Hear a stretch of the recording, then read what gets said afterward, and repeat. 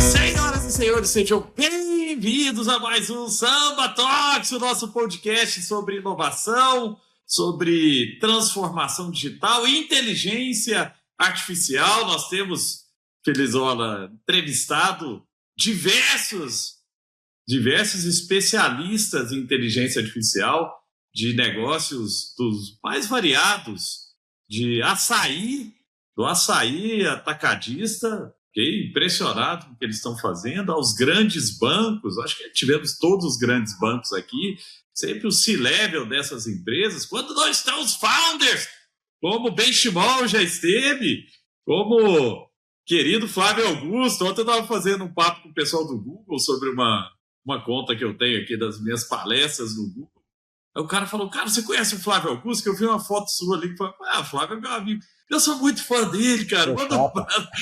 Poxa, o Flávio é um querido, já esteve aqui conosco também, vários empreendedores, mas a gente tem trazido pessoas que estão fazendo diferente em negócios que não são negócios de tecnologia, mas que usam tecnologia, que buscam a inovação, mas em negócios tradicionais. Isso tem sido até muito constante aqui, né, Feliz? A gente conversar com C-levels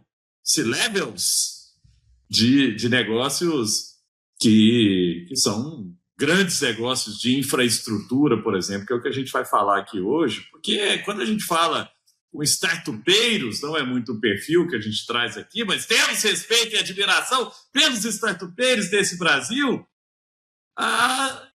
Existe certa facilidade ali, porque esses caras não têm legado, Feliz.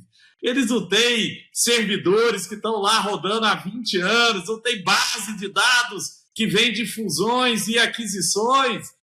Como é que faz, cara? Não tem infraestrutura física, poste, fios espalhados por cidades gigantes, né?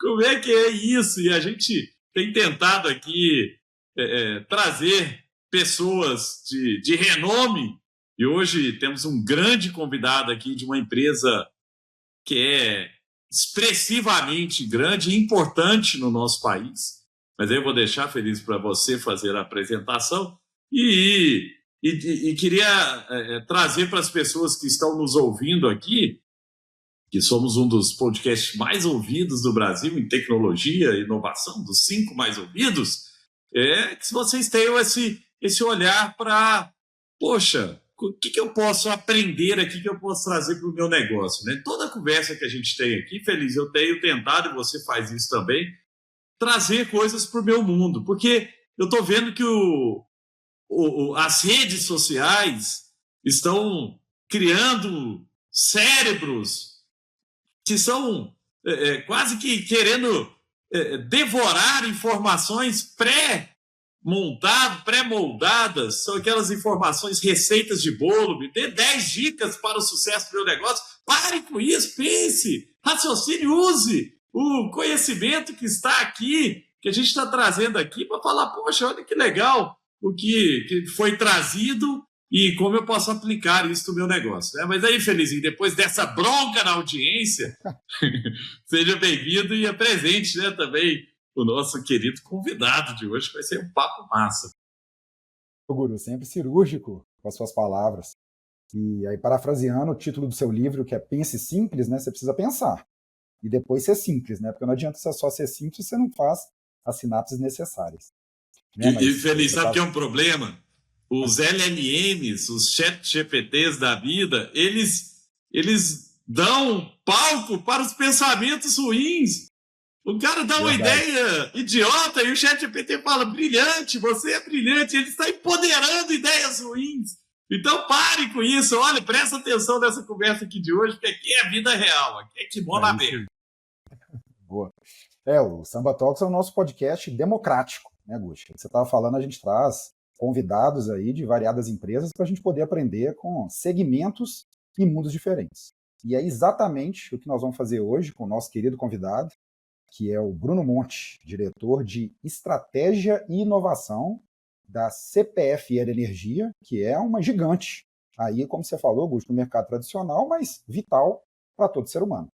Né? E aí o Bruno vai contar um pouquinho da história dele, que eu já vi ali nos bastidores, que é super interessante. Na contramão, né, Bruno, de muito executivo, que vai pulando de galho em galho, e você começou como estagiário, lá em 2005, e vem trilhando esse caminho aí de muita inovação, reinvenção, há mais de 2 décadas, né? Num business aí que tem mais de 100 anos e que chega a pelo menos 10% da população brasileira. Então, já te dando boas-vindas, a gente sempre gosta, Bruno, de pedir para o nosso convidado poder contar um pouquinho do background, como a gente costuma falar aqui em Minas, né? Eu sei, é da terrinha, de onde você veio, para onde você vai, você é filho de quem, só para a gente poder esquentar aqui o papo e aí já a gente ficar no mesmo denominador e a partir daí ir trazendo as outras perguntas aí. Pode ser? Seja bem-vindo. Muito bom. Obrigado, Frisola. Obrigado, Gustavo. Primeiro, uma honra estar aqui no podcast com vocês. Agradeço demais o convite. Muito feliz de estar aqui, de participar. Acompanho o trabalho de vocês, acompanho o podcast, sou fã, então feliz aqui em contribuir também e dividir um pouquinho desse setor, né, que é um setor, como vocês bem disseram, um setor essencial para a sociedade, né? Então, acho que muito orgulho de trabalhar nesse setor e dividir um pouquinho aqui dos desafios que a gente tem tido aqui no setor elétrico. Te contando um pouquinho da minha trajetória, Frisola antecipou um pouquinho, né? Assim, eu completei 21 anos de CPF, de carreira, né? E de CPFL nesse ano. Isso. Então, acho que diferente, né? Muitas vezes de outras histórias de executivos que mudaram muito de empresa e até muito da geração nova que está vindo, né? Dos novos profissionais, dos jovens que muitas vezes têm essa intenção de ter desafios em empresas diferentes. Eu costumo dizer aqui para o time mais jovem que a gente tem contato aqui da CPFL, de outras empresas, que a gente consegue viver muitos desafios e muitas realidades de empresas diferentes na mesma empresa, né? Acho que a minha história, vou contar um pouquinho, acho que passa um pouco por isso. Eu comecei aqui como estagiário em 2005, me formei em engenharia elétrica lá na Unicamp, comecei como estágio, aí já fiquei aqui na CPFL. Antes disso, eu sou mineiro, né, como o Frisola trouxe também, nasci em Belo Horizonte, mas fui criado aqui em Campinas. Meus pais se mudaram para cá ainda quando eu era criança. Acabei tendo boa parte da minha vida em Campinas. Hoje moro em Jundiaí. Sou pai da Marina e do Benício, né, com quem eu passo boa parte aqui, se não toda a parte dos meus momentos fora da empresa. Mas comecei em 2005, então entrei aqui no negócio de geração, né? Então, o setor elétrico ele passou por uma grande transformação nesses últimos, vou dizer, 25 anos, né? Acho que um pouco antes de eu entrar no setor, até o final da década de 90, o setor elétrico ele era todo estatal, né? Isso no Brasil e no mundo, né? Então, no final da década de 90, teve um movimento no mundo e no Brasil também de privatização do setor e de desverticalização, né, de segmentação do setor entre o negócio de geração, distribuição, transmissão. E eu entrei em 2005 no negócio de geração da CPFL. A CPFL é uma empresa de mais de 100 anos, né? Ela começou em 1912, tradicionalmente com distribuição de energia, ainda é o principal braço aqui, o principal foco de negócio do grupo, mais de 10 milhões de clientes em distribuição de energia, mas a gente atua em todos os negócios. E quando eu entrei, o negócio de geração estava no início, né? Então a gente estava num momento de construção das grandes hidrelétricas, em especial na região sul, que a gente opera até hoje. Fiquei por um tempo no nosso negócio de geração e passei para atuar, isso em 2012, ali no nosso negócio de renováveis, né? Então, o setor elétrico ele teve lá no começo dos anos 2000 essa mudança do modelo para segmentação, negócio de geração, transmissão e distribuição. E no negócio de geração, acho que uma mudança muito relevante que eu pude ter aqui na minha experiência também foi o início das renováveis, né? Então, a CPFL ela foi pioneira aqui também nesse tema, criando uma empresa de geração renovável. Então, criou-se a CPFL Renováveis, isso lá em 2011. A gente já tinha, né? O Brasil sempre teve a fonte hidráulica como uma fonte de energia super importante para o país há décadas, né? Que é uma fonte renovável também. Mas lá em 2008, 2009, começaram a surgir principalmente a eólica, Solar começou um pouquinho depois, biomassa também, com cana-de-açúcar, que a gente tem bastante no nosso país. E naquele momento até era curioso que a gente chamava das energias alternativas, né? Porque eram ainda muito incipientes ali. Hoje a gente vê essas fontes já ocupando um espaço super importante na matriz de geração do Brasil, né? E eu fui trabalhar então na CPFL Renováveis, lá no início, lá em Fortaleza, né? A gente tem um escritório no Ceará, então eu me mudei para o Ceará, fiquei por 3 anos ali à frente da nossa área de operação e manutenção dos parques eólicos, que naquele momento era tudo muito novo, era uma tecnologia nova. A CPFL, como eu comentei, ela foi pioneira nesse negócio. Fiquei na Renováveis ali por alguns anos, passando em diversas áreas, né? Trabalhei com engenharia da manutenção, com construção de usina, operação tempo real, né? Planejamento da operação. Então, esse início da minha carreira mais focado no nosso negócio de geração e talvez em áreas mais técnicas, né? De 5 anos para cá, eu tenho minha carreira, talvez ela migrou um pouco para áreas mais corporativas, né? Acho que a grande mudança aqui, e aí onde eu tive a oportunidade de atuar em um outro negócio do grupo, que foi um negócio de transmissão. O Gustavo trouxe na fala inicial dele, né, do desafio do legado, né, do desafio em um setor essencial a gente integrar fusões e aquisições. Eu tive a oportunidade em 2021 de liderar o projeto de integração de uma empresa aqui no grupo, que era uma estatal do Rio Grande do Sul, né, a empresa estatal de transmissão de energia do Rio Grande do Sul. Ela foi privatizada, a CPFL foi vencedora do leilão de privatização. Uma empresa grande, né, praticamente toda a rede de transmissão do Rio Grande do Sul, mais de 6 mil quilômetros de linhas, e a gente fez um grande projeto para integrar essa empresa ao Grupo CPFL, toda a parte de sistemas, toda a parte de estrutura, processos e práticas, né, cultura, né, e foi quando eu tive quase que uma guinada na minha carreira para áreas mais corporativas, né, um olhar talvez menos técnico e mais corporativo. E depois disso, desde 2023, né, completando 3 anos esse ano, eu estou à frente aqui da diretoria de estratégia e inovação, uma diretoria que olha para o grupo todo, né? A CPFL ela tem braço de distribuição como principal, tem os outros negócios tradicionais que eu comentei, mas também tem serviços, né? A gente tem uma EPCista aqui dentro do grupo que executa operação, manutenção, obras de rede. A gente tem uma fintech no grupo, então é uma diversidade de segmentos, e a nossa área ela é responsável por liderar discussões de estratégia aqui no grupo, liderar discussões de inovação, né, que é um desafio bem interessante, né, dentro de um setor essencial, regulado.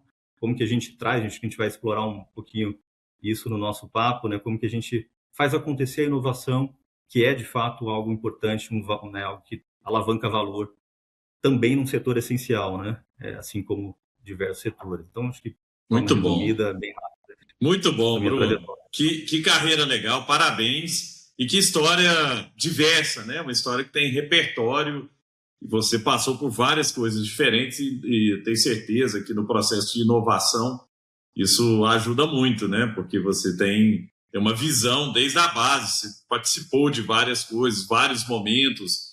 E isso te dá casca também para saber um pouco conectar os pontos. E aí, eu trazendo, né, conectando esse tema da inovação, o que a gente mais escuta é que para empresas reguladas, regulamentadas, e com pressão muito forte dos reguladores, geralmente você tem pouco espaço para inovar.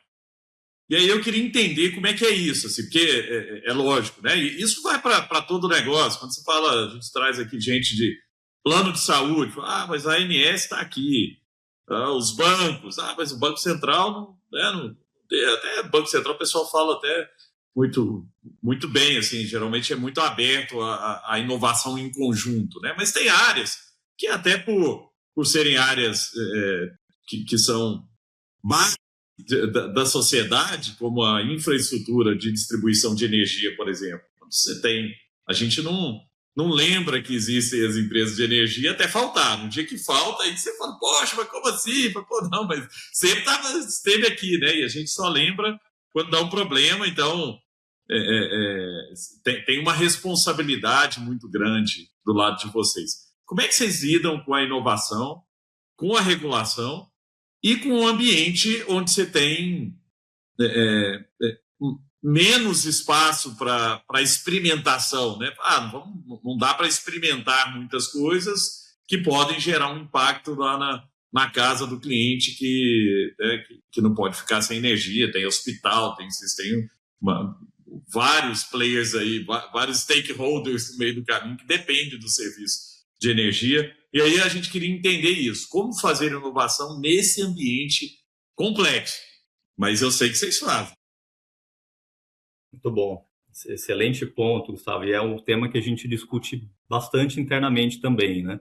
Inovação, ela é um pilar estratégico para a CPFL, ela é um valor para a CPFL, é algo que a gente tem evoluído e segue tendo a inovação como algo que a gente procura evoluir dia a dia, mas entendendo como que a inovação ela deve ser aplicada no setor, em um setor essencial, um setor que a gente tem que, antes de falar talvez de inovação, de fazer algo, de melhorar um processo, a gente primeiro fala em segurança, a gente primeiro fala em garantir, né, o serviço essencial para os clientes e como inovar nesse ambiente. Então, uma fala que a gente costuma ter bastante internamente aqui nos fóruns e quando a gente trata da cultura de inovação na CPFL, a gente procura ser muito, muito enfático no sentido que a inovação, sim, para nós, ela deve acontecer em todos os lugares, né, em todas as áreas, em buscar, de fato, melhorias, mesmo que pequenas nos processos, que tragam mais eficiência.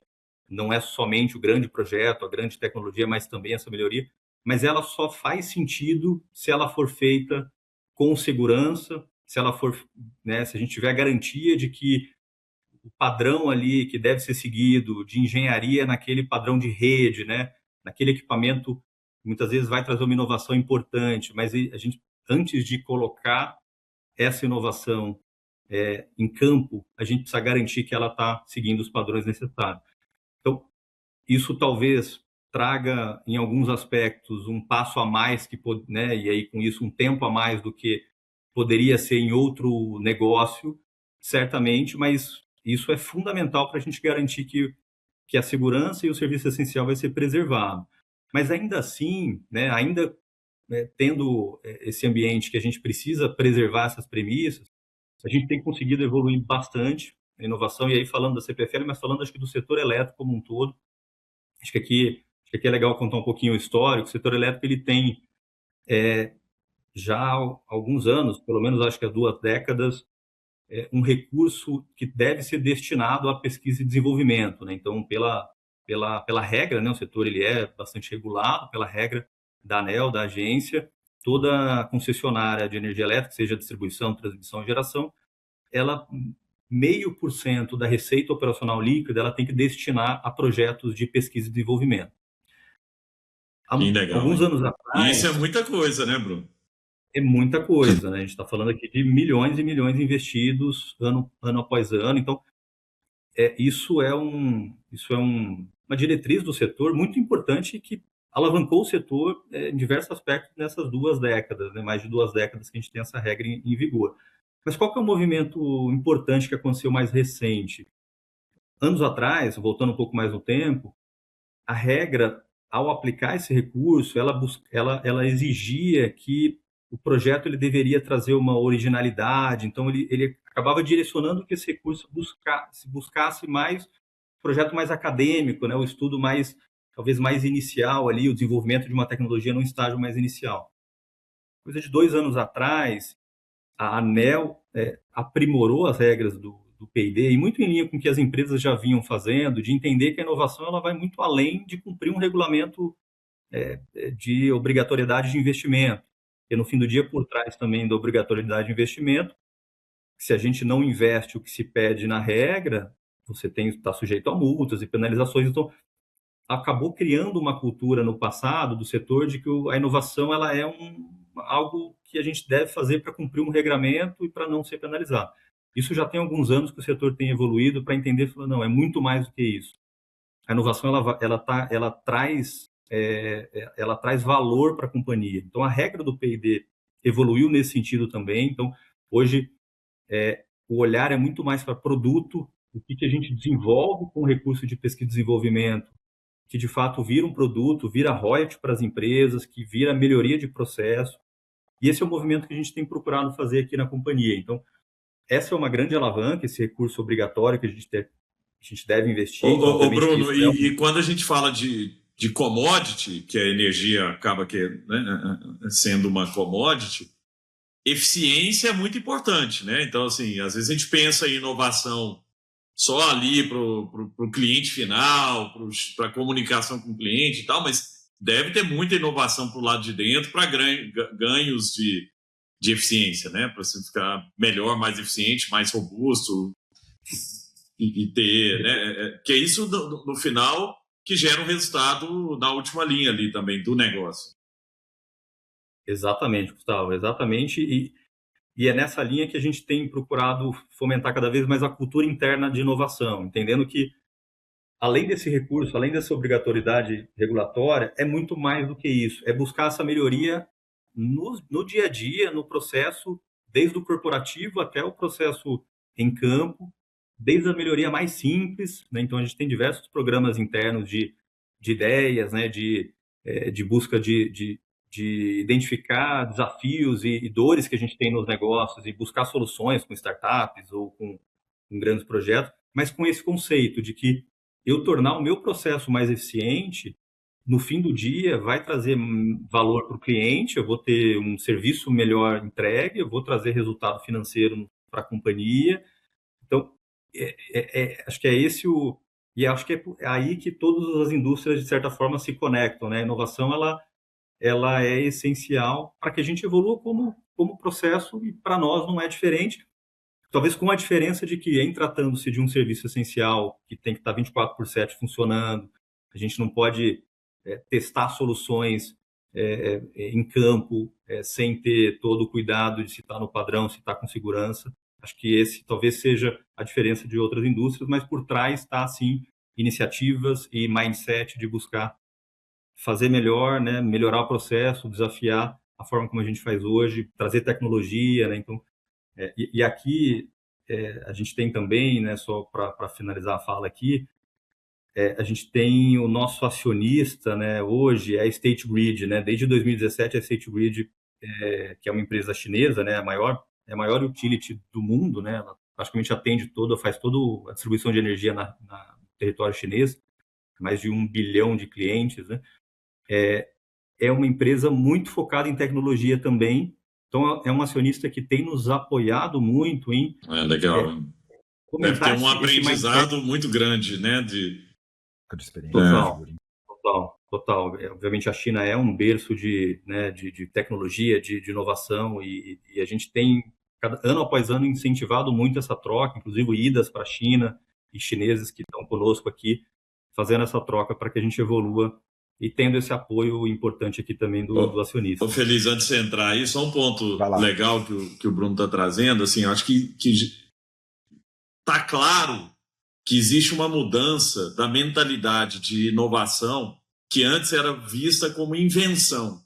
Que é tipo assim, vamos inovar, vamos fazer alguma coisa nova e tal. E o que o Bruno está fazendo é aquela inovação pragmática, inovação de criar um framework de inovação e trazer resultado, valor para o negócio, valor para o acionista, valor para o cliente, melhorando os processos, num business de commodity, é muito em cima de eficiência, mas é aquela inovação focada. Ainda tem gente distraída com inovação de invenção.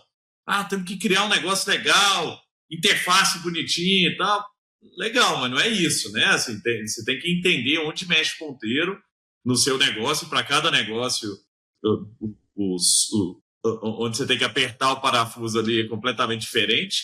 Então, né, no varejo lá da CIA, é um tipo de inovação focada em determinados processos que aquilo ali, se você melhorar 1%, melhora lá na ponta, né? Eu estou no conselho da Disub, que é uma distribuidora de combustível Norte e Nordeste, muito grande lá, a maior da região. Qualquer 1 centavo a mais que você tem no litro de gasolina, você tem um resultado muito grande de uma empresa que vende milhões de litros por mês. Então, a mesma coisa, né, da CPFL, e eu acho que isso que eu queria que as pessoas entendessem aqui, assim, acabou aquele negócio da inovação de coisinhas bonitinhas, coisas legais, mas que não trazem resultados nenhum. Inovação do marketing, casquinha. Aqui é inovação que gera resultado na última linha, até porque senão não sustenta isso, né? Depois de um tempo, o acionista olha e fala, corta isso. Pô, tô gastando um dinheirão no negócio, não traz resultado nenhum para a companhia. Não, e super legal. A gente está sincronizado, viu, Augusto? Estou rindo aqui porque você pegou exatamente o gancho que eu ia trazer aqui, porque o que o Bruno falou que é legal é essa mudança, na verdade, essa implementação de um mindset drivado para resultado. Porque assim, a partir do momento que você tem a obrigatoriedade de ter investimento em P&D, beleza, você pode gastar aquele dinheiro sem propósito. Mas o que o Bruno está falando, não, é que isso virou cultura, de que as pessoas estão pensando em coisas que, exatamente o que você falou, mexe um ponteiro. E aí o negócio vira pragmático, porque está visando um resultado de melhoria incremental.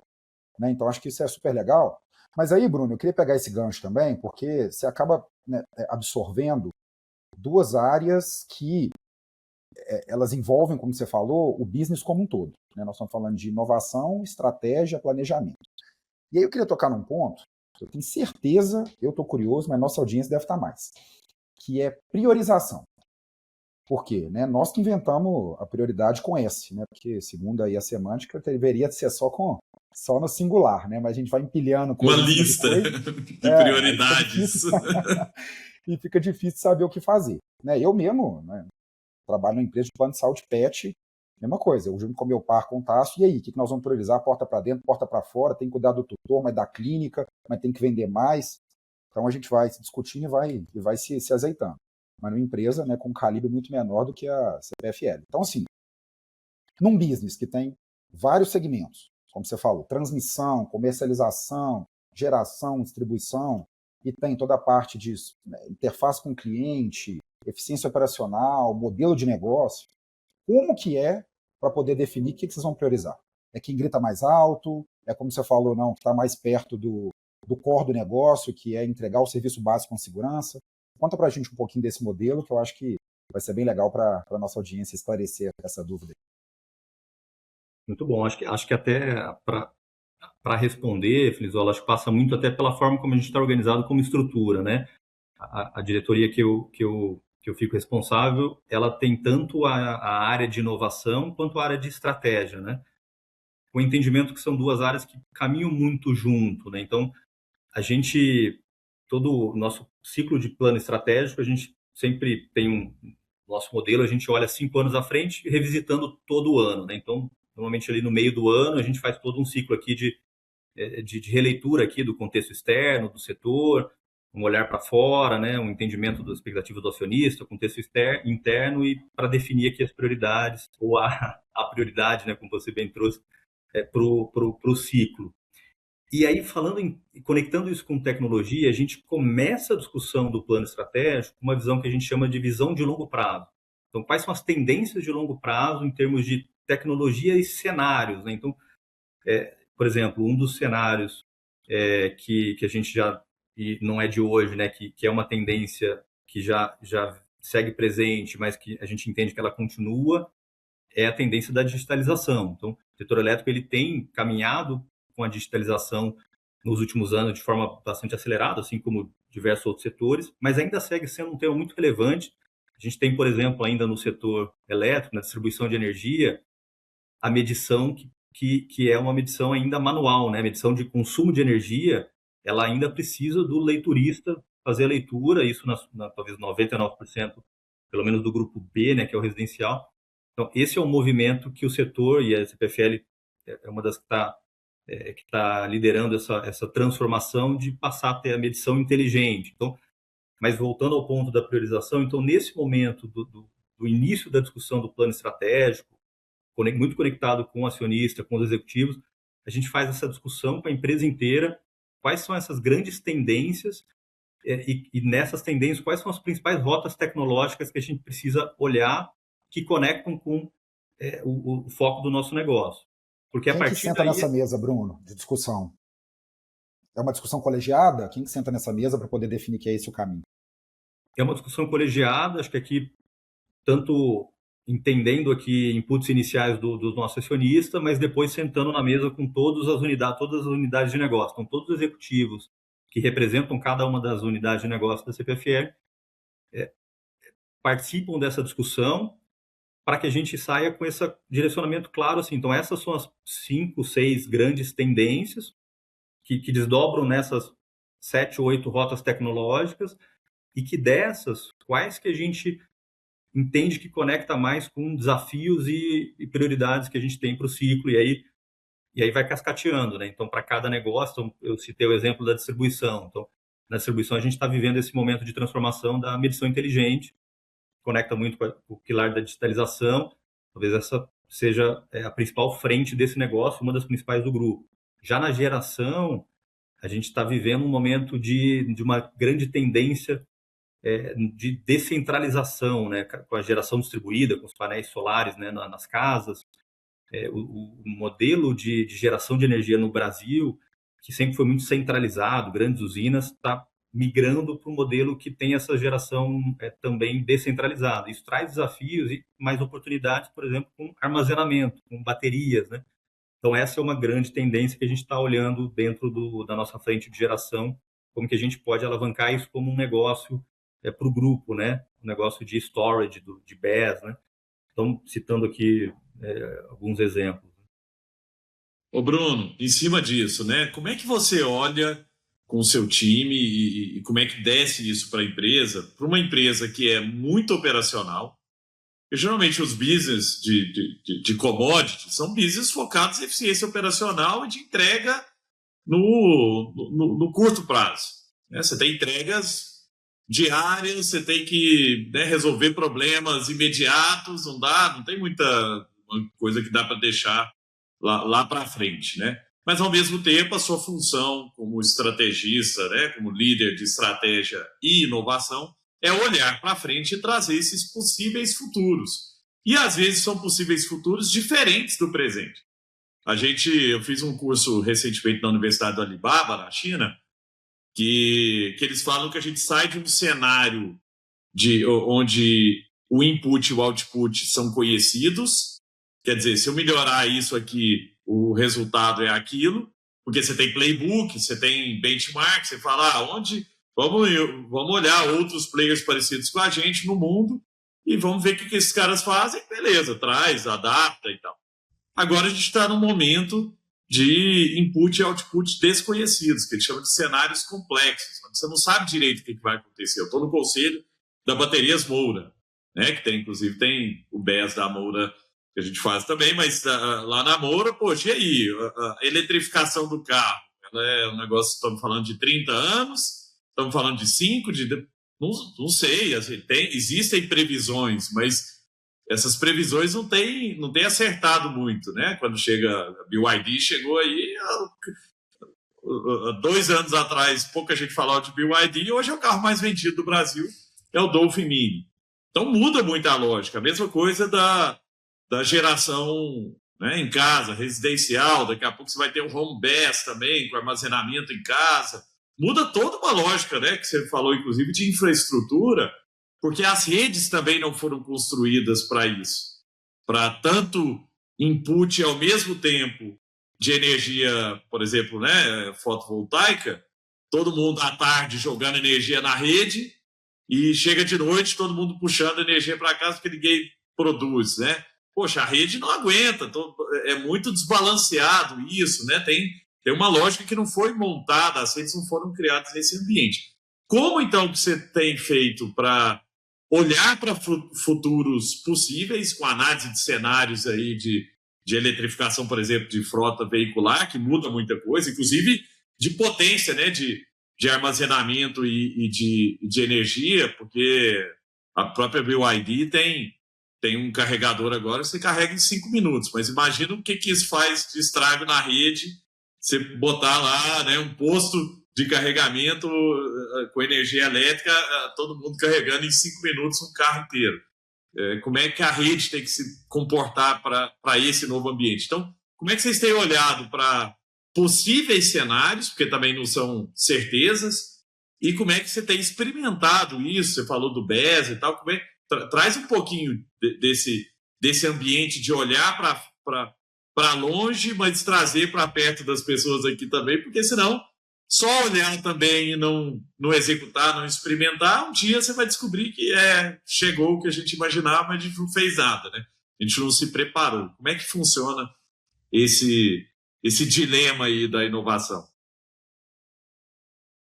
Bacana, e de fato é um dilema da inovação, Gustavo. Eu acho que, como todo dilema, acho que a forma de tratar é tentando racionalizar e tentando organizar, né?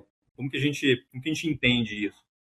Entende que o foco de priorização de projetos de inovação, ele precisa estar olhando para as duas frentes. A gente precisa ter um olhar mais curto prazo, mais resultado, e aí acho que até conectado com as discussões que eu comentei do plano estratégico, quando a gente olha para essas tendências, quais são as tendências que já são realidade? Então, essa frente de modernização da rede, né? Eu citei dos medidores inteligentes, mas outra frente que a gente tem avançado bastante de aumentar os religadores automáticos, né? Que faz com que a rede consiga, numa falta, ela automaticamente ela isola essa falta e deixa o restante, volta a energizar o restante da rede. Então, isso precisa de equipamento automático, de religador automático e de automatismo no próprio sistema que opera essa rede. São frentes que a gente tem avançado nos últimos anos, muito associado a discussões que olha para o resultado, que olha para o indicador de DEC e FEC, né, que a gente fala aqui na distribuição, que são os dois principais indicadores, que é a duração média de falta de energia e a frequência média de falta em um ano.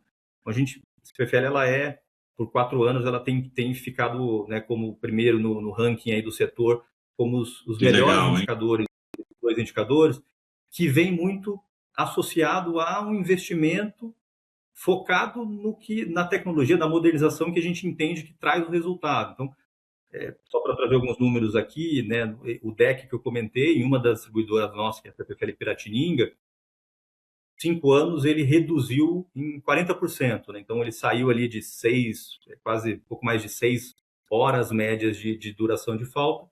Hoje a gente está abaixo de 4, né, 3,9. Aqui tem muita coisa por trás, obviamente. Tem melhoria de processo, mas tem um olhar para investimento focado em trazer o resultado mais rápido aqui. Então, os religadores que eu comentei, a própria medição inteligente, dentre outros investimentos que levaram a isso. Mas a gente também não deixa de ter o foco nesse olhar para o longo prazo.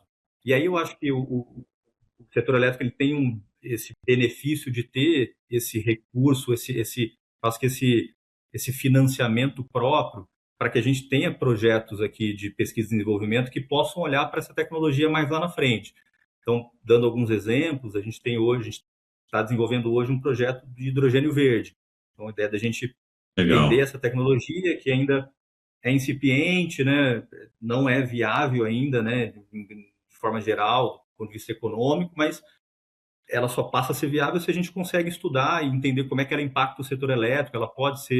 Eu posso, com o hidrogênio verde, fazer com que indústrias de vidro, de cimento e outras indústrias substituam, né, um componente derivado do petróleo pelo hidrogênio verde, que precisa de muita eletricidade para ser produzido, então isso impacta o setor. Então, a gente está fazendo um projeto nesse sentido.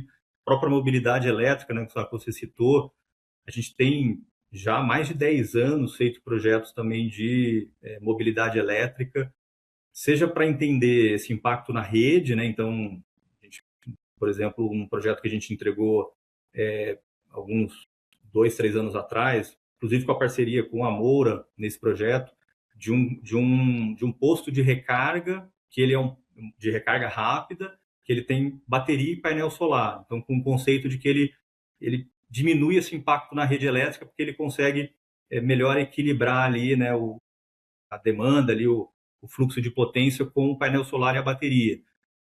Esse tipo de projeto ele não traz um retorno de imediato, mas ele traz um retorno no longo prazo, que a gente passa a entender melhor essa tecnologia, como que ela pode afetar o nosso negócio quando uma indústria como essa escala, que é o que a gente está vendo acontecer com mobilidade elétrica, com os veículos elétricos, vindo aqui muito forte nos últimos anos, né? Bruno, então, só um ponto em cima disso, né? É a lógica em alguns momentos, entender que aquele investimento não vai trazer um return on investment, um ROI, mas vai trazer um return on learning, né? Que é um aprendizado.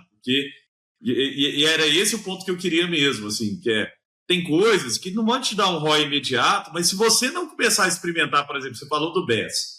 Um grande problema que existe, estava num evento agora no Texas e fui ver lá um painel com o pessoal da OpenAI e a turma do Google, do governo americano, do governo do Texas e tal, falando sobre data center. E o problema de data center é a energia. E o problema de energia, não é só a produção de energia, porque a produção de energia nem é tanto um problema, a geração, né? O problema é o armazenamento. Então, ele falou, o problema que a gente está enfrentando hoje é a lógica de equilibrar a rede com armazenamento inteligente e tal, porque se a gente pegar o Brasil, que produz muita energia fotovoltaica, tem fazendas de energia fotovoltaica, chega 7 horas da noite, que é a hora que a gente está gravando aqui, 6 horas da noite, está escuro, acabou. Aí o país inteiro para de produzir, e aí de onde vem essa energia, né? E aí a rede tem que vir, tem outros escapes também para isso, mas esse equilíbrio, com bateria, ele pode ser resolvido, né? Mas as baterias também ainda estão numa fase inicial, né? Os próprios BES, né? Então, é super legal isso que você está trazendo, né? De experimentar o futuro agora com essa cabeça do retorno sobre o aprendizado. Até a bateria, Gustavo, pegando o teu gancho, a bateria é um bom exemplo para nós também. A gente fez, uns 6, 7 anos atrás, alguns projetos aqui de bateria, de armazenamento, no momento que ainda era bem distante, né? Se a gente voltar 6, 7 anos atrás, própria energia solar, né? Os painéis de telhado que a gente vê hoje, geração distribuída, ainda praticamente inexistente ou muito incipiente, não era uma questão relevante ainda para o setor. E a gente desenvolveu alguns projetos de pesquisa em bateria, como que essa bateria num condomínio, como que essa bateria numa rede já de média tensão, entendendo tanto benefícios dela para a rede elétrica, como eventual ajuste ou adaptação que a gente precise fazer, né, com a adoção da bateria, em um momento onde a gente já via essa tendência mais de longo prazo, até por olhar outros mercados, né, fora do Brasil, onde as renováveis já estavam no estágio mais avançado, mas ainda, se a gente fosse pensar, ainda não era uma realidade necessária para o Brasil ou para a CPFL. Isso foi há 5, 6 anos atrás, né, que a gente desenvolveu esses projetos. Eles foram super importantes para hoje. A gente está discutindo, por exemplo, um leilão de baterias que deve acontecer, era para ter acontecido inclusive ano passado, tem a previsão de acontecer esse ano, um leilão que o governo está organizando para se investir em baterias. Então, que é algo que a gente tem olhado já, e esse conhecimento que a gente adquiriu ali atrás nos ajuda a conhecer melhor a tecnologia e poder, eventualmente, abrir uma avenida de crescimento para a companhia em baterias, em BES, que a gente observa hoje, já com dados agora menos projetados e mais reais, é que, de fato, precisa de armazenamento no sistema, e não é pouco, o sistema vai precisar de muito, e não só bateria, a gente vai até que evoluir para hidrelétricas reversíveis, né, outras formas de armazenar energia, para que a gente consiga seguir com a transição energética, seguir aproveitando aqui os recursos renováveis que a gente tem em abundância aqui no Brasil. Né? Quem diria, né? Matrix estava certa. Cada vez mais nós vamos ficar dependentes de bateria para as coisas funcionarem. Né? Então, foi disquete, já foi CD, já foi servidor, e agora chegamos nessa era. Mas é isso mesmo, né? Inovar nesse meio, né, que precisa de elemento físico acaba sendo um desafio, né, Bruno? Mas, né, o que eu queria puxar aqui também é porque, no final do dia, acho que você vai concordar comigo, a inovação ela pode ajudar com eficiência operacional internamente para melhorar a margem e fazer a coisa acontecer, mas assim, ela existe para resolver um problema real, principalmente para agregar valor para alguém que está pagando essa conta, né, desse produto ou serviço.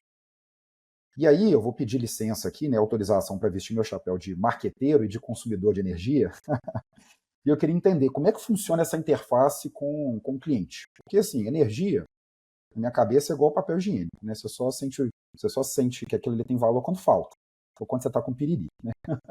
Porque para mim, tomar banho frio é uma coisa que eu abomino. Tá no top 3 de coisas que eu mais odeio. Então, assim, né, como que é, primeiro, né, para levantar do escritório, trocar uma ideia para entender o que vai ser de inovação, de incremento de valor, quando a gente fala de distribuição, né, especificamente. Porque sempre quando eu trago esse assunto à tona, eu lembro lá do Rony, que é um parceirão do Gustavo, que ele fala, né, que quando ele era CEO da Reserva, ele falava, aqui só tem 2 áreas, vendas e o resto. Por quê? Você está mais perto do cliente, você está ouvindo mais qual que é a dor. Que aí, a partir disso, você consegue trazer inovações para poder melhorar a experiência. Tudo bem, nós estamos falando de varejo, né, que é necessário, dependente, né, dessa interface. Mas, enfim, uma coisa que eu tenho de curiosidade, como que funciona? Porque a gente já falou da inovação para dentro, né, mas e da porta para fora? Como é que é no dia disso? É um ótimo ponto, Filizola, porque, de fato, eu acho que a relação com o cliente também tem mudado no setor elétrico, né? Acho que cada vez mais, e inclusive muito impulsionado por tecnologia também, o cliente de energia elétrica, ele cada vez vai exigir mais do que o banho quente, né? A garantia do banho quente, né?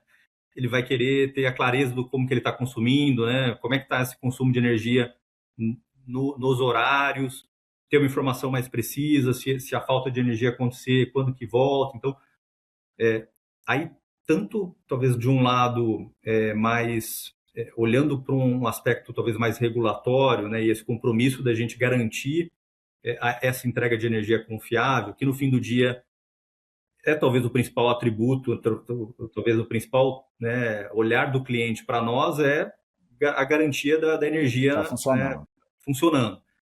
E aí, nessa ótica, é um pouco até de alguns exemplos que eu trouxe, assim, é como que a gente garante uma redução do DEC que eu citei, contínua ali, ano após ano, e que a gente vai chegando em patamares, que é patamares até que a gente está hoje aqui na companhia, que passa a ser um grande desafio, assim, você precisa pensar numa tecnologia nova para de reduzir ainda um pouco mais essa duração média de falta. Então, acho que esse é um esforço de inovação, de tecnologia, que a gente está, no fim do dia, conectando diretamente com o cliente, garantindo que a gente vai ter uma entrega de energia mais confiável e constante, com bons investimentos, modernizando rede, trazendo o religador automático, colocando sensoriamento nos equipamentos, né, que é outra frente que a gente tem avançado bastante, é que a gente colhe mais informação detalhada dos transformadores, todos os equipamentos de rede, para conseguir antecipar uma falha e fazer com que ela não aconteça, atuar antes.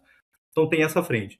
Tem a outra frente, que daí já é como é que a gente entende melhor até os outros anseios desses clientes, né? Então, e aí a frente de medição inteligente, que eu citei também anteriormente, conecta muito aqui também, que uma vez que a gente passa a ter um medidor inteligente nas residências, traz uma série de benefícios para os processos de entrega de energia, a gente tem essa leitura né, imediata e tudo mais, mas também traz uma informação mais transparente para o cliente. Ele consegue acessar essa informação, como que eu estou consumindo a minha energia no dia, se eu isso vai ajudando o cliente a também entender como que onde Empoderando, né? eu posso economizar, onde eu posso mudar um pouco o meu padrão de consumo. Então, essa também é uma frente que a gente tem explorado, aí para trazer um outro exemplo aqui de iniciativa de inovação que conecta com isso. A gente está desenvolvendo um projeto nesse momento, a gente chama tem até um nome bem curioso, que é o cliente do futuro, que e aí usando muito dado e, inclusive, né, com inteligência artificial aqui, ajudando a trabalhar toda essa informação para entender. A gente não tem um cliente único, né? A gente tem uma infinidade de perfis de clientes, né? Então, tem um cliente que tem mais tem mais expectativa de uma informação a todo momento, tem uma clareza de quanto que é o consumo. Tem um cliente que não, ele quer que a energia não falte, ele receba a conta e pague a conta e está tudo bem. Então, como que a gente entende quais são essas segmentações de cliente para a gente poder se aproximar da entrega do serviço final que ele espera? Então, se ele quer mais informação, entendendo o que é segmentação de cliente, como é que eu direciono nossos sistemas para mandar um WhatsApp frequentemente ali, mandando uma informação? Se aquele outro segmento não quer, ele tem outra necessidade, enfim, Então, esse é um trabalho, um projeto que ele está em curso para que a gente, mas talvez ele reflete também uma frente que a gente tem olhado bastante, como que a gente melhor customiza o olhar para esse cliente, mesmo sendo um cliente regulado, que ele, né, ele nesse momento ele não tem, ele tem que adquirir o serviço da empresa que ele, né, que é a concessionária da onde ele mora, mas ainda assim é muito claro para a gente que a gente precisa garantir que esse cliente está satisfeito com o que a gente está entregando. E além da entrega da qualidade do serviço em si, da commodity, tem mais coisa que ele espera e a gente entender isso e conseguir entregar é uma frente que a gente tem explorado bem também. Ô Bruno, só uma dúvida sobre o medidor inteligente que eu fiquei, né, na minha cabeça. Como é que é a telemetria disso? Ele volta pela rede elétrica mesmo? Ou ele tem ali uma conexão com a internet? Como é que você capta a informação lá na ponta? Ele volta pela infra de rede elétrica, mas com uma infra de telecom própria. Então, a gente instala o medidor, mas ele também vem associado a um esforço de Aí é uma fibra? Uma rede mesh que conecta todos esses medidores à central que capta toda a informação. Então, a gente usa a infra dos postes, né, e toda a infra que a gente já tem nas cidades, mas com equipamentos específicos para captar o sinal desses medidores e fazer isso chegar até os servidores nossos e poder ter o tratamento da informação. Né? Muito bom. Então, Ô Bruno, até tinha uma história, eu tinha lido, já algumas vezes eu li isso, no futuro a gente teria internet vindo pela rede elétrica e tal, mas isso é um negócio que foi para frente ou foi? Para o consumidor final aqui, para eu ter internet na minha casa via rede elétrica, não é uma realidade, né?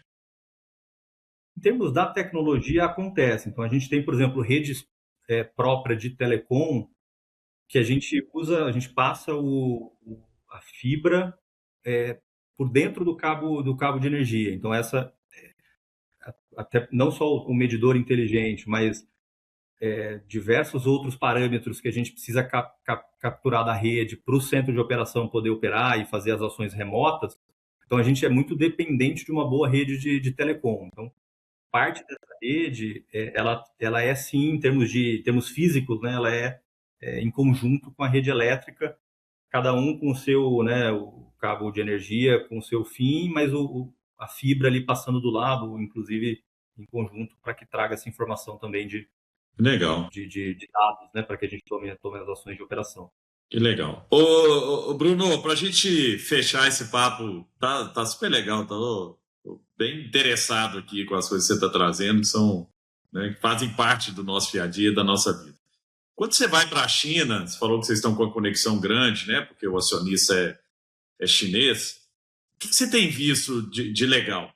Né? Traz para a gente assim, um pouco Porque o que eu tenho visto muito, inclusive estou no conselho lá do Grupo Águia Branca, nesse momento o grupo está lá com uma imersão na China, eles que são dos maiores vendedores de BYD aqui no Brasil, e a Namora também, a gente tem uma conexão grande com empresas chinesas, e esse olhar tem sido muito mais, né, quando a gente fala de inovação, de infraestrutura, de hardware, tem sido muito mais olhando para a China do que olhando para o Vale do Silício, que era o que acontecia antigamente. Né? Antigamente a inovação era nos Estados Unidos, Vale, não sei o que e tal. Agora, eu estou vendo muita gente indo para a China, muita gente voltando da China, assim, falando, cara, os caras estão no outro nível. Quando você vai para lá, você que tem essa relação super próxima e com certeza né, direto, tem imersões por lá, como é que você volta? O que você tem visto de super interessante? Qual à frente eles estão no lado de infraestrutura? O que eles têm de diferente lá? Ou é muito parecido com o que a gente tem aqui? É muito diferente, viu, Gustavo? Acho que você também já esteve lá, né? E, assim, de fato, de forma geral, né? Depois eu entro em alguns temas específicos, mas de forma geral, assim, é muito impressionante, de fato, o que a gente vê, o que já é realidade lá na China, né? E como eles têm trazido, de forma muito rápida, tecnologia para o dia a dia, né? Então, e aí em diversos aspectos, o cotidiano, né? Com muita coisas que algumas coisas que a gente também vê aqui e faz uso, mas numa velocidade, num volume ali de entregas online, né, no e-commerce, toda a parte de mobilidade, toda a parte de imagens, né, assim, uma coisa, antes de entrar em temas aqui do setor, mas assim, uma coisa que me chama muita atenção na China é a quantidade de câmeras que a gente vê na rua, e certamente isso fazendo com que por trás, certamente, uma grande inteligência de segurança, de tudo, para o bom funcionamento ali das cidades, né? Acho que 2 temas aqui que chamam muita atenção nossa, também aí conecta direto aqui com ações que a gente tem trazido de inovação, primeiro, robotização, então, muito uso de robôs, né, para tarefas, e aí... Tarefa de subir num poste, por exemplo. Tem um robô que sobe e faz a manutenção. Aqui eu acho que ainda pouco, mas a gente já viu soluções nesse sentido também. Mas o que a gente já vê muito é captura de imagem, então seja via drone, seja via robôs ali em subestação que ficam ali móveis, né, no solo, mas que captura imagem e muito sensor e com muita IA por trás, trabalhando toda essa informação e aí otimizando inspeção, né, dando predição de potencial falha. Então, isso um uso assim, muito massivo, frentes que a gente já tem aqui também, mas que a gente tem procurado... Ô Bruno, e é o quê? Um drone que sobe automático, faz as imagens, já tem os sensores e tudo, e volta, e ele tem uma agenda dele, ou tem uma pessoa lá dirigindo esse drone? Não, na maior parte dos casos ele já tem esse voo autônomo, né? Então o drone está programado, ele tem a rota dele. Voa a linha, já faz, captura a imagem, faz a inspeção, consegue pegar ali aquela corrosão daquele ponto da rede que já piorou do mês passado para esse, já precisa ter alguma ação. Então esse nível de automação na inspeção, por meio de robôs, de imagem, de IA, muito avançado e algo que a gente tem procurado trazer para cá. E acho que o outro grande exemplo, por mais que a China ainda ela tenha a matriz elétrica assim, muito ainda centrada no carvão, ali eles estão fazendo uma transição energética pesada, mas ainda depende muito ali de fontes mais tradicionais, mas eles já têm muita renovável também, eles estão fazendo uma transição energética bastante acelerada, né? Principalmente com solar e eólica também. E dizem que a revolução das placas no Brasil vem porque a China entrou pesado, barateou o preço das placas e tornou ela acessível para a gente aqui, né? Mas muito por causa da escala deles, sabe? Exatamente. Assim, ali eles estão... O ritmo de crescimento de eólica e solar, em especial, é muito acelerado, e aí na escala da China, que é muito grande. E isso tem feito com que eles evoluam muito no que é um desafio hoje para nós, que é essa integração da fonte intermitente. E aí passa por muito do que a gente falou aqui na conversa. Bateria, que é outra frente que eles estão muito avançado, conectado aqui com mobilidade elétrica. Então, mas não só a tecnologia, o hardware em si, o equipamento, mas como que eu desenvolvo um sistema automático para fazer essa integração das renováveis. Então, eu acumulo na bateria a certa hora do dia, a outra hora a gente chama aqui das micro-redes ou das VPPs, né, que como que eu combino esses recursos energéticos descentralizados, a geração solar, muitas vezes uma geração a gás, que seja, com bateria, com a rede externa e com o consumo. Como que eu faço o melhor uso de tudo isso, garantindo que eu não vou precisar desperdiçar energia, né, que eu vou conseguir otimizar esse uso de energia. Então, eles estão muito avançados, tanto no hardware em si, na bateria em especial. Eu falei de hidrelétrica reversível, eles também têm já muitos projetos de hidrelétrica reversível como uma fonte de armazenamento, mas a tecnologia que gere tudo isso, a tecnologia automática que faz toda a gestão dessa integração.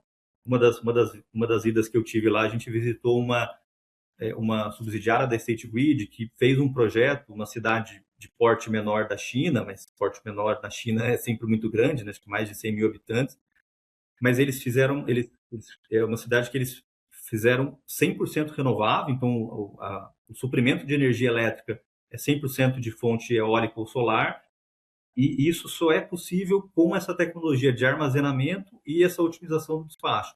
Em algum momento do dia não vai ter sol, não vai ter vento, e aí como garantir o suprimento confiável de energia e constante com tecnologia de armazenamento e gestão. Então, é um projeto bastante interessante que a gente também tem aprendido bastante para trazer para a nossa realidade aqui no Brasil. Nossa, que legal. Felizinho, e aí? Genial, que papo, né? massa, hein? Não, massa demais. Acho que o Bruno trouxe alguns pontos aqui super relevantes. Acho que o primeiro deles, você vai concordar comigo, que é mindset. Se não tiver mentalidade de querer fazer mais, né, de ser mais eficiente, de agregar valor, né, fica aquela inovação de ego, simplesmente fazer por fazer. E Para mesmo no ganhar setor prêmio. regulado, para ganhar prêmio, exato. E que não mexe ponteiro.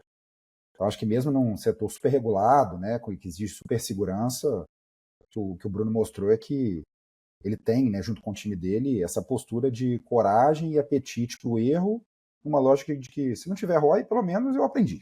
Né, e testar direito e saber que aquilo não deu certo, às vezes é bom também. Você pode cortar da sua lista e falar, isso aqui, deixa eu focar em outra coisa, porque isso aqui já não faz parte mais da minha prioridade, porque eu fiz o trem direito.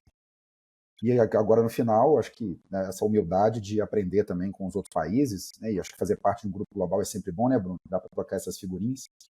E aí, a partir disso, ver o que dá para a gente aplicar aqui. Né? Porque gente inteligente e esse desejo de querer fazer, a gente tem de sobra. Né? Então, é só fazer o trem bem feitinho que dá para a gente trazer valor aqui para todo mundo. Né? Muito bom. Bruno, que legal, viu? Adorei o papo, você trouxe muita coisa interessante aqui para nós consumidores, interessante para quem está no mundo corporativo, mundo que tem as suas dificuldades, tem legado, tem regulação. Isso não é desculpa, né? Não pode ser desculpa para atender bem o cliente. Você mostrou aí baseado nos resultados. Né? A gente tem visto algumas, infelizmente, né, algumas outras companhias aí com péssima entrega, né? E isso impacta a população, isso impacta, como eu falei ali, poxa, escola, hospitais, tem gente que precisa, não é opcional, não é, tô sem luz aqui e tal, não, gente, isso mexe com a vida das pessoas e o Bruno mostra essa preocupação quase que paranoica de, poxa, nós temos que servir bem o nosso cliente, toda a inovação é focada nisso, tudo é para gerar eficiência, mas com uma qualidade excepcional nos serviços, e eu acho que isso, né, vocês têm comprovado aí com os números. Então, te agradeço, Bruno, você jogou limpo aqui com a gente, falou tudo, falou as coisas que funcionam, não funcionam, dificuldades, e trouxe muito conhecimento. Eu acho que compartilhou coisas que podem inspirar, trazer coragem para aqueles que estão nos ouvindo a inovar também, independente da sua área, e parar de desculpas, de falar, não, mas aqui a ANS não deixa, a Anatel não deixa, o Banco Central não... Não, para com isso, dá para fazer, é difícil, mas é difícil para todo mundo. O Bruno trouxe isso aqui. Obrigado, viu, Bruno?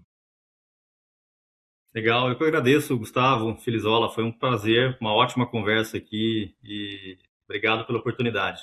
Obrigado, Bruno Monte, diretor da CPFL, trouxe muito conhecimento, e se você gostou desse bate-papo, primeiro, dê um like, nem sei se onde você está ouvindo tem like, mas dê no Spotify, não sei, né, põe lá, marca, compartilhe, passa para frente, porque esse conteúdo aqui a gente faz só por esse, o único motivo da gente fazer isso aqui acontecer, da gente... Quantos episódios a gente já gravou, Feliz? Uns 300? Pelo menos. Tem o quê? Uns 5 anos? 6, 7? Tem umas 8 temporadas, mais ou menos uns 40 por temporada. Aí. Fez um cálculo também complexo. Eu nem vou querer fazer essa conta. Com certeza o Bruno já fez a conta, mas nós estamos aqui fazendo isso para trazer histórias da vida real, e a gente, né, escolheu esse foco aqui dos executivos de grandes empresas que tem essa dificuldade que é compartilhado, que a gente quer mostrar que o que você tem de dificuldade aí para inovar não é só seu. Em todo lugar, isso é difícil, nada é fácil, usar IA não é fácil, escalar negócios não é fácil, usar tecnologias novas não é fácil, mas tem que ser feito, mas precisa de um propósito maior. E o que a gente tem trazido aqui são pessoas que têm esse propósito muito claro poxa, eu estou aqui para uma função, que é melhorar a vida do meu cliente ou que é manter a minha rede funcionando para que meu cliente nem saiba que a gente existe, Bruno? O que você quer, não, bicho, não precisa nem lembrar da gente, não, porque se você não lembrar, quer dizer que a gente está fazendo um ótimo trabalho, quer dizer que não está faltando energia na sua casa, quer dizer que você não está precisando entrar em contato com a gente, e se precisar, você será também muito bem atendido. Então, passe para frente e use o que você aprendeu aqui. Um abraço e até a próxima.